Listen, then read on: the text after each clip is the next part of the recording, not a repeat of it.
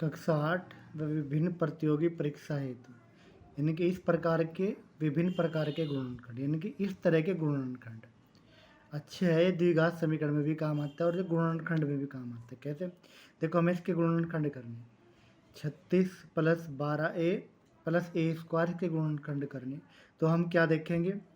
अचर पद देखेंगे जो भी लिख रहा, और जो द्विघात पद है जैसे a² है इसका गुणांक देखेंगे, यानी कि गुणा करेंगे। अब 36 के ऐसे गुणनखंड करेंगे जिनको जोड़ने के बाद तो 12 आता और गुणा करके 36 आता। तो अब देखो यहाँ पे देखते 6 + 6 कितने हो गए? 12, और 6 छंग कितने हो गए? 36। यानी कि 6 और 6 गुणनखंड हुए 12 की जगह, जिनको जोड़ के तो 12 आ रहा और गुणा करके कितना आ रहा? इन दोनों के बराबर आ 36 आ रहा। तो हम क्या करेंगे? जो 36 ऐसे कैसे रखा, 12 की जगह हम लिख लेंगे 6 + 6, और a² ऐसे कैसे? अब 36 जमा के 6 की a में गुणा करेंगे तो 6a, इस 6 में करेंगे तो 6a प्लस के a²। अब इन दोनों को एक पेयर ले लेंगे तो यानी कि दोनों में कॉमन क्या आ गया? 6 कॉमन आ गया। तो यहाँ पे क्या बच गया? 6 छंग 36, 6 और प्लस के a। और यहाँ पे दोनों में a कॉमन आ गया तो क्या बच गया? 6 प्लस के a। अब ये दोनों ब्रैकेट एक जैसे हो गए तो क्या हो गया? 6 प्लस के a और 6 प्लस के a। और जब दोनों पद एक जैसे हो तो हम क्या लिख सके? इसका स्क्वायर। तो ऐसे इसके गुणनखंड करेंगे हम। अब दूसरा सवाल हम देखते हैं। ये आ गया, ये है 4x² - 12xy प्लस के 9y²। अब हम क्या करेंगे? x² का गुणांक देखें कितने? 4, और y² का गुणांक देखें कितना? 9।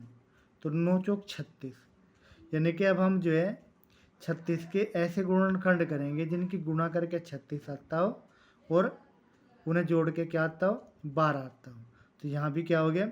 6 + 6 बराबर 12, और 6 × 6 बराबर कितना? 36। एक चीज़ का ध्यान रखें, अगर यहाँ दोनों यहाँ माइनस है और यहाँ दोनों प्लस है तो दोनों गुणनखंड माइनस क्या होंगे? तो क्या हो गया? अब हम इसकी जगह रखेंगे 4x²। तो 12 की जगह क्या रखेंगे? 6 + 6। माइनस चिन्ह अपनी जगह ऐसे कैसी? यहाँ रख दिया 12 की जगह 6 + 6 xy जमा के 9y²। 4x²। अब 6 की इसमें गुणा करेंगे तो माइनस और प्लस माइनस, तो 6xy माइनस प्लस माइनस, 6 की गुणा इसमें करेंगे तो 6xy प्लस के 9y²। इनके गुणा करते समय एक चीज़ का ध्यान रखेंगे, जब संख्या की संख्या में करेंगे तो ठीक, लेकिन अगर सारे पद अलग अलग है तो उनको सारों को अलग अलग रख देंगे और उनके बीच में कोई भी चिन्ह नहीं लगाएंगे। अब हम ये दोनों पहले पद एक ब्रैकेट में ले दिए हमने, 4x² माइनस के 6xy, इन दोनों में माइनस कॉमन आ गया तो 6xy माइनस के 9y² ये आ गया। अब इन दोनों में 4 में और 6 में कितना कॉमन आ गया? 2, x की घात 2 और 1, तो x कॉमन आ गया। अब यहाँ क्या बचा? यानी कि 4 को 2 से भाग देंगे 2, x² को x से भाग देंगे x, ये बच गया। माइनस यहाँ पे 6 को 2 से भाग देंगे 3, x कट गया तो क्या बच गया? y। इस तरह यहाँ पे कितना कॉमन आ गया? 6 में और 9 में 3, x यहाँ है नहीं, y में और y में y²। तो ये आ गया यहाँ पे 2x माइनस के 3y। अब दोनों ब्रैकेट एक जैसे हो गए तो ब्रैकेट कॉमन आ गया, 2x माइनस के 3y कॉमन आ गया, और यहाँ बच गया 2x और माइनस 3y। अब दोनों पद एक जैसे हो गए तो क्या कर देंगे? इसका स्क्वायर कर देंगे। ये हो गए इसके गुणनखंड। अगला जो सवाल है देखते ही है 3y² प्लस के 10y प्लस के 8। तो हम क्या करेंगे? y² का गुणांक देखेंगे 3, अचर पद देखेंगे 8, तो 3 × 8 = 24। अब 24 के ऐसे गुणनखंड करेंगे जिनको जोड़ के 10 आता हो। तो क्या हो गया? 6 + 4 10, और 6 × 4 कितने हो गए? 24। यानी कि 6 को और 4 के गुणा करके तो 24 आ रहा, और जोड़ के कितना आ रहा? इसके बराबर। यानी कि जोड़ के तो इसके बराबर आ रहा और गुणा करके इसके बराबर आ रहा। तो अब हम क्या करेंगे? 3y², ये 10 है, 10 की जगह हम क्या लिखेंगे? 6 + 4 जमा के 8। तो ये आ गया हमारा 3y² 6 की इसमें गुणा करेंगे 6y, 4 की इसमें करेंगे 4y जमा के 8। ये आ गया। अब यानी कि इन दोनों में कॉमन लेंगे 3, वाई स्क्वायर में और वाई में वाई, तो यहाँ क्या बच गया वाई, और 3 दूनी 6, यानी कि 6 को 3 से भाग देंगे और वाई से वाई कट गया तो 2। इन दोनों में 4 कॉमन आ गया तो वाई, और 4 दूनी 8, तो ये बच गया। अब वाई जमा 2 ब्रैकेट कॉमन आ गया तो यहाँ पे बच गया 3y, और यहाँ बच गया प्लस 4। तो हो गए इसके गुणनखंड।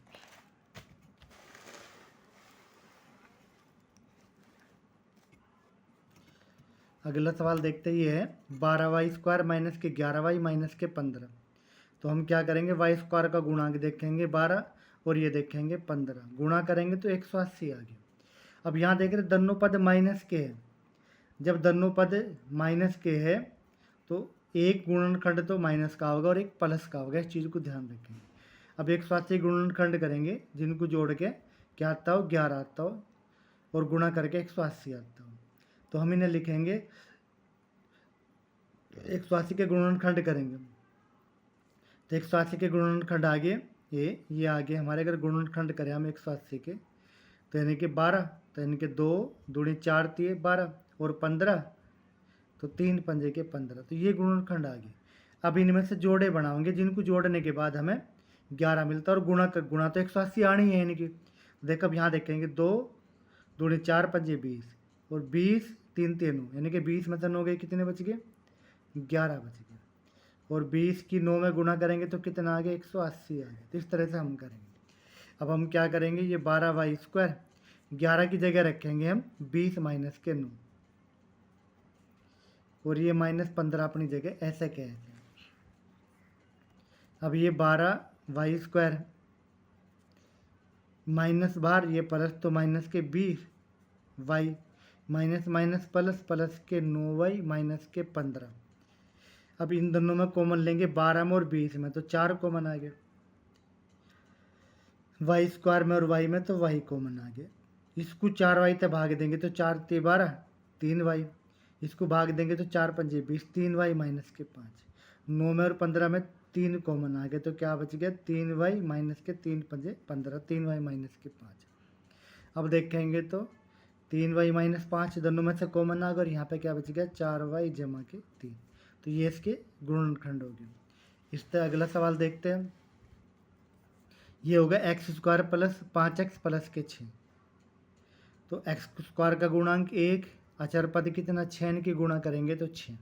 अब 6 के ऐसे टुकड़े करने जिनको जोड़ के 5 आता हो, चूँकि प्लस है दोनों ही प्लस है, तो क्या आ जाएगा 3 प्लस के 2 5, और 3 गुणा के 2 6, गुणा तो 6 आ गया और जोड़ के क्या आ गया 5। यानी कि जब दोनों चिन्ह प्लस के होंगे तो क्या करें गुणनखंड भी दोनों प्लस के ही होंगे। अब ये आ गया हमारा एक्स स्क्वायर प्लस 5 की जगह क्या लिख देंगे 3 जमा 2 जमा के 6। ये आ गया एक्स स्क्वायर जमा ब्रैकेट खोल लेंगे 3x जमा के 2x जमा के 6। इन दोनों में x कॉमन आ गया तो क्या बच गया x जमा के 3। इन दोनों में 2 कॉमन आ गया तो x जमा के 3, x जमा 3 दोनों में से कॉमन आ गया ब्रैकेट, और यहाँ बच गया x जमा के 2। तो ये हो गया इसके गुणनखंड।